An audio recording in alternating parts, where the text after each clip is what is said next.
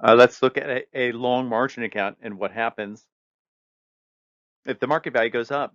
Let's start with initially buying $20,000 worth of stock on margin. Now you got to put up the 50% or 10,000 in equity. You're borrowing the other 10,000 from the brokerage firm. That's called the debit. Let's have the market value go up to 30,000.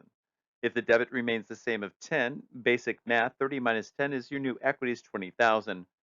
Now you're supposed to have in equity 50% based upon your market value. You're supposed to have 15,000.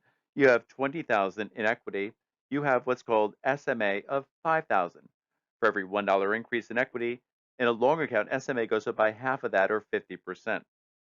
Now, what can you do with the SMA? You can do two things. You could take it out as cash, and let's do it. Let's take out the 5,000 in cash and watch what happens to our account. Our market value remained the same. Our debit, though, goes up to 15,000. The SMA is like a credit card. So basic math, 30 minus 15, your new equity is 15,000. And you're at a margin percentage of 15 divided by 30, you're at 50%.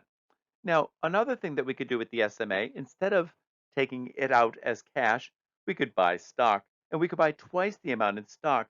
Now, if we buy $10,000 worth of stock, both the long market value and the debit increase 10,000.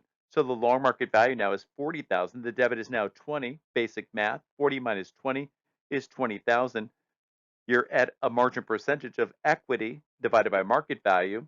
You're at 50%. And I state to you, brokerage firms love margin accounts. Now interest is charged based upon the 20,000.